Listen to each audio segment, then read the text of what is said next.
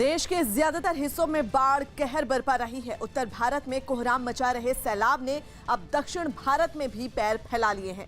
मध्य प्रदेश, केरल, कर्नाटक, गुजरात और आंध्र प्रदेश में भारी बारिश से हाहाकार मच गया है। आप तस्वीरों में देख सकते हैं कि किस तरह बाढ़ ने मध्य प्रदेश के भोपाल, केरल के वायनाड, महाराष्ट्र के सांगली, गुजरात के अहमदाबाद, मध्य प्रदेश के बैतूल और कर्नाटक के गडग में तबाही मचा रखी है।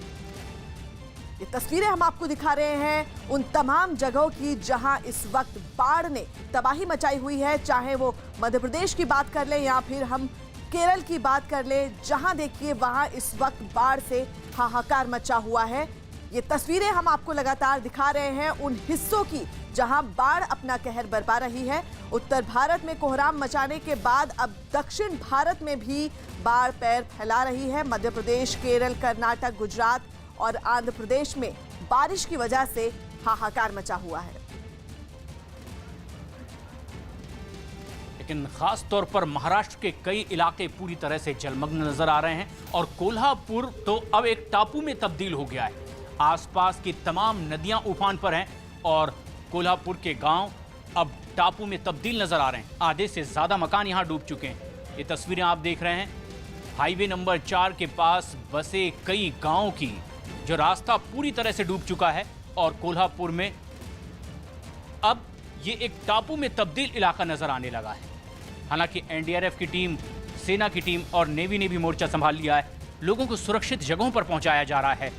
प्राथमिकता ये कि छोटे बच्चे, महिलाएं, बुजुर्गों को, बीमारों को सबसे पहले सुरक्षित जगहों तक पहुंचाया जाए और रेस्क्यू ऑपरेशन में जुटे तमाम जवान बखूबी इसे अंजाम भी दे रहे हैं। लेकिन लोगों की मुश्किलें लगातार बढ़ती जा रही है। बाढ़ के बाद कई इलाके पूरी तरह से टापू में तब्दील हो गए और उन्हीं में से महाराष्ट्र का ये कोल्हापुर का इलाका। कोल्हापुर में दाखिल होने वाला ये रास्ता पूरी तरह से अभी भी जलमग्न है। साफ तौर पे आपको दिखाई पड़ेगा कि किस तरह से पानी ने अपनी चपेट में इस रास्ते को भी लिया हुआ है, जिसके चलते नेशनल हाईवे 4 से कोल्हापुर में दाखिल होने वाला रास्ता पूरी तरह से अभी भी ठप पड़ा हुआ है।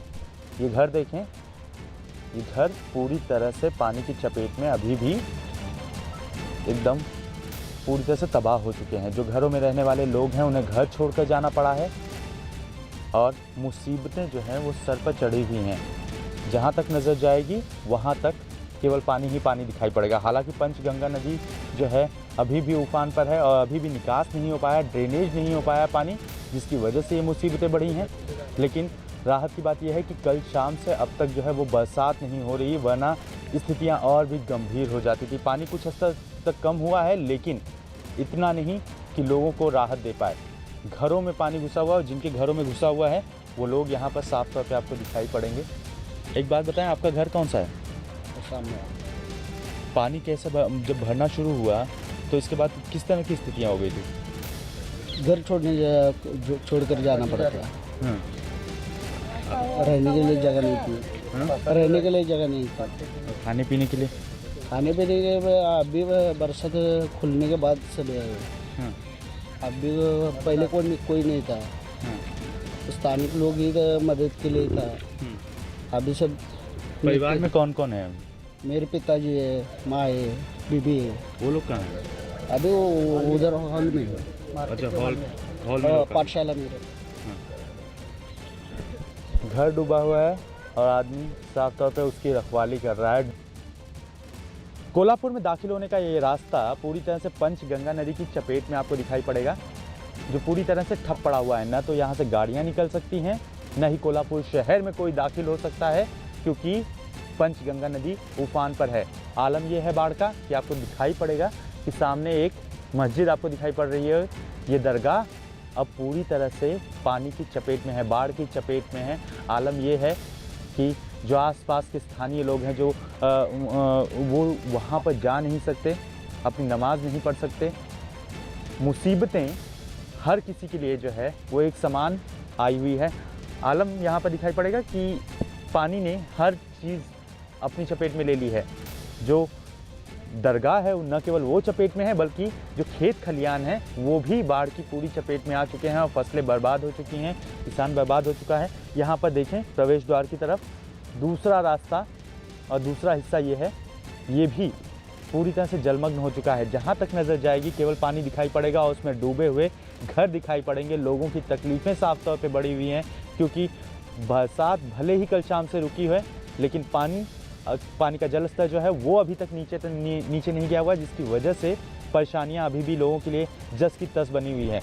बाढ़ की स्थिति की वजह से लोग अपने घरों को छोड़कर जा चुके हैं, ताले लगा कर जा चुके हैं, क्योंकि उनके पास कोई रास्ता नहीं है यहाँ से बच कर निकलने का। थोड़े बहुत लोग आते हैं अपने घरों को देखने के लिए और यहाँ से देखकर अपने घर की उनका घर बचा है या ढह गया है वो देखकर वापस उस आश्रम में चले जाते हैं, उस ठिकाने पे चले जाते हैं जहाँ पर एनडीआरएफ ने रेस्क्यू ऑपरेशन कर इन्हें बाहर निकाला हुआ है। कई परिवारों में वृद्ध हैं, महिलाएं हैं, अपंग हैं, उन्हें जो है फिलहाल सुरक्षित स्थानों पर ले जाया गया है, लेकिन फिलहाल अभी भी तकलीफ़ें जस की तस बनी हुई है। नेशनल हाईवे 4 पूरी तरह से ठप पड़ा हुआ है, क्योंकि रास्ते पे पानी अभी भी जल जमाव जो है वो लगातार बढ़ता चला जा रहा है और कम होने का नाम नहीं ले रहा। मुसीबतें कम होने वाली नहीं हैं जब तक कि ये पानी निकल नहीं जाता है, निकास नहीं हो जाता, पंचगंगा नदी शांत नहीं हो जाती है। Ashish Singh, news 18 India. महाराष्ट्र के सांगली में भीषण बाढ़ की वजह से हालात काफी खराब हैं। कई इलाकों में सड़कें पूरी तरह से टापू बनी दिखाई दे रही हैं। सांगली में एनडीआरएफ, सेना और नेवी की टीमें लोगों के रेस्क्यू में लगी हुई हैं। बाढ़ में फंसे लोगों को सुरक्षित जगह पर पहुंचाया जा रहा है। तस्वीरें हम आपको महाराष्ट्र के सांगली की दिखा रहे हैं, जहां पर एनडीआरएफ की टीमें, सेना और नेवी की टीमें पूरी मुस्तैदी से यहां पर तैनात हैं और लोगों को रेस्क्यू किया जा रहा है और वहां लोगों को सुरक्षित स्थान पर पहुंचाया जा रहा है। सांगली की तस्वीरें हैं जहां पर बाढ़ की चपेट में कई परिवार जो हैं वो बेघर हो चुके हैं और एनडीआरएफ उनकी मदद में लगा हुआ है। महाराष्ट्र का सांगली जिला लगातार छठे दिन बाढ़ की चपेट में है। हालांकि 2-3 दिनों से बारिश नहीं हुई है, इसलिए पानी धीरे धीरे उतरना शुरू हो गया, लेकिन इतना पानी है कि अभी भी बाढ़ की चपेट में पूरा जिला है। और मैं इस वक्त सांगलीवाड़ी के इलाके में हूँ। सांगलीवाड़ी के इलाके का आपको तस्वीर दिखा देता हूँ। ये तस्वीर देखिए, पूरा सिर्फ पानी है, पानी में डूबा हुआ है। आलम यह है कि कुछ भी वहाँ पे नजर नहीं आ रहा है। ये आप सामने जो दिख रहा है छोटा सा बना हुआ घर, उसमें पानी घुस चुका है। और साथ ही साथ आप आगे की तरफ अगर नजर डालेंगे, देखिए पूरा हर चीज पानी में डूबा हुआ है। आगे जो आप जाएंगे लगभग 3 किलोमीटर के आसपास सांगलीवाड़ी जो गांव है वहां पर है, वहां पे लोग फंसे हुए हैं। एनडीआरएफ का रेस्क्यू ऑपरेशन जब से बाढ़ की चपेट में सांगली जिला आया है या सांगलीवाड़ी आया है, वो जो है लगातार रेस्क्यू ऑपरेशन उनका चलाया जा रहा है। अभी भी कुछ लोग गांव में फंसे हुए हैं, जिन्हें निकालने की कोशिश आज फिर से एनडीआरएफ के लोग करेंगे। रेस्क्यू ऑपरेशन शुरू होगा। और यहाँ पर जो देखिए, ये पूरा जहाँ मैं खड़ा हूँ, ये पूरा रोड है, मेन रोड है ये, और मेन रोड पर इस तरह का पानी भरा हुआ है कि इसमें गाड़ी लेके जाना या फिर पैदल जाना जो है कहीं खतरे से खाली नहीं है। गाड़ी भी बंद पड़ जाएगी, इतना पानी है, क्योंकि आगे आप जितना बढ़ते जाएंगे पानी उतना ही ऊपर आपको मिलेगा, यानी आपकी जो गाड़ी है वो लगभग डूब जाएगी। और ये पूरा जो एरिया है, देखिए पानी स्पीड से अभी भी आ रहा है और काफ़ी तेज़ के साथ आ रहा है। और ये जो पानी है, क्योंकि कृष्णा नदी ओवरफ्लो हुई है और ओवरफ्लो के चलते कई इलाकों को अपनी चपेट में ले लिया है। और इसी तरह का इलाका ये सांगलीवाड़ी है। सांगलीवाड़ी में चारों तरफ सिर्फ पानी पानी है, रोड नज़र नहीं आ रहा है। रोड जो है वो नदी में तब्दील हो चुका है। जितना पानी है उसे उतरने में, उसे रास्ता मिलने में वक्त लगेगा। और चीज़ें जिस तरह से हैं, अगर बारिश नहीं हुई और दूसरी तरफ जो कृष्णा नदी है उसका जलस्तर फिर से